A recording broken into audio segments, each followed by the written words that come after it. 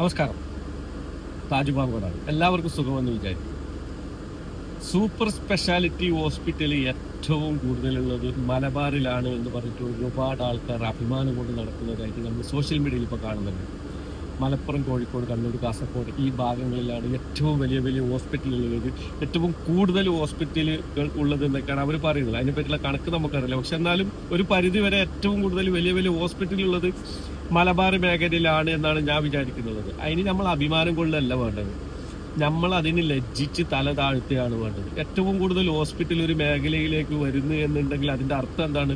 ഏറ്റവും കൂടുതൽ രോഗികളുള്ളത് ആ മേഖലയിൽ എന്നാണ് അതിന്റെ അർത്ഥം. അതല്ലാതെ ആരും ഹോസ്പിറ്റലിൽ കാണാൻ വേണ്ടി വെക്കൂലോ. പൈസ കിട്ടുന്ന സ്ഥലങ്ങളിലല്ലേ വെക്കുള്ളൂ, രോഗികൾ കൂടുതലുള്ളിടത്തല്ലേ വെക്കുള്ളൂ, വലിയ വലിയ രോഗങ്ങളുള്ള സ്ഥലങ്ങളിലല്ലേ വെക്കുള്ളൂ. അപ്പൊ അതിന് നമ്മൾ മലബാറുകാർ ലജ്ജിക്കേണ്ട സമയം അതിക്രമിച്ചു കടന്നു. എന്തുകൊണ്ടാണ് മലബാർ മേഖലയിലുള്ള ഈ ഫുഡ് ഭക്ഷണത്തിന്റെ രീതി?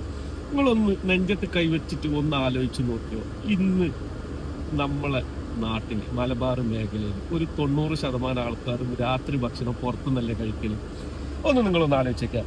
ഉച്ച സമയത്തൊക്കെ ആണെങ്കിൽ പറയാം പണിന്റെ കാര്യം അങ്ങനെയൊക്കെ ആയിട്ട് പുറത്ത് ഭക്ഷണം എന്നുള്ളത് പറയാം. പക്ഷേ രാത്രി ഭക്ഷണം 90% ആൾക്കാരും മലബാർ മേഖലകളിൽ ഇന്ന് പുറത്തുനിന്നാണ് കഴിക്കുന്നത്. അതുപോലെ തന്നെയാണ് ഈ ഹോസ്പിറ്റലുള്ളത് പോലെ തന്നെയാണ് മലബാർ മേഖലകളിൽ ഫാസ്റ്റ് ഫുഡ്, ചൈനീസ് ഫുഡിന്റെ ഓരോ ഔട്ട്ലെറ്റുകളും ദിനം പ്രതി വർദ്ധിച്ചു വരുന്നത്. അതിൻ്റെ മുകളിൽ ചെറിയ ഫുഡ് സ്ട്രീറ്റ് എന്ന് പറഞ്ഞിട്ട് വേറെ കാര്യങ്ങളൊക്കെ. നമ്മൾ ഇതൊക്കെ കഴിക്കണ്ട എന്നല്ല, പക്ഷെങ്കിൽ നമ്മൾ ആരോഗ്യം നോക്കിയിട്ട് നമ്മൾ ഭക്ഷണം കഴിക്കുന്ന ജീവൻ നിലനിർത്താനാണല്ലോ. ആ ഒരു ബോധ്യം നമുക്കുണ്ടോ? ഇല്ല. അപ്പൊ നമ്മൾ ഈ മലബാറിൽ കൂടുതൽ ഹോസ്പിറ്റലിൽ വരുന്നവർക്ക് അഹങ്കരിച്ചിട്ട് കാര്യമില്ല. ഞാൻ സൗദി അറേബ്യയിലാണ്. എനിക്ക് മലബാറിനപ്പുറത്ത്, അതായത് തെക്കോട്ടുള്ള ജില്ലകളിൽ ഒരുപാട് സുഹൃത്തുക്കളുണ്ട്. അവരെയൊക്കെ ഭക്ഷണ രീതികളായാലും എല്ലാം ഭയങ്കര പെർഫെക്റ്റ് ആണ്. നമ്മളെപ്പോലെ കൂടുതൽ വൃക്ക രോഗികളോ കൂടുതൽ ക്യാൻസറുകളോ ആ ഭാഗങ്ങളിൽ ഇല്ല. RCC പോലുള്ള തിരുവനന്തപുരത്ത് RCC ഒക്കെ ഉണ്ടെങ്കിൽ നിങ്ങൾ വിചാരിക്കും RCCയിലുള്ളത് മുഴുവനും തെക്ക് ജില്ലകളിലുള്ള ആൾക്കാരാണെന്നത്. അല്ല, നമുക്ക് തെറ്റി.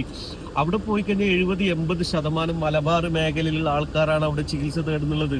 നിങ്ങൾ അതിലൊരു കാര്യം മനസ്സിലാക്കേണ്ടതുണ്ട്. നമ്മൾ അഹങ്കരിക്കല്ല വേണ്ടത്.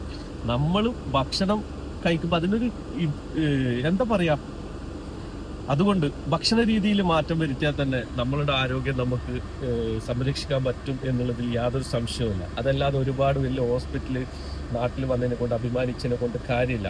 നമ്മളെ ആരോഗ്യം നമ്മൾ തന്നെ നോക്കണം. നമ്മളെ ശരീരത്തിൽ എന്തെങ്കിലും ഒരു അവയവം നഷ്ടപ്പെട്ടു പോയി കഴിഞ്ഞാൽ നമുക്കറിയാം അതിന്റെ വേദന എന്താണെന്നുള്ളത്. ഒരു പുരുഷായുസ് മുഴുവൻ സമ്പാദിച്ചത് പോലും നമുക്ക് നഷ്ടപ്പെടും.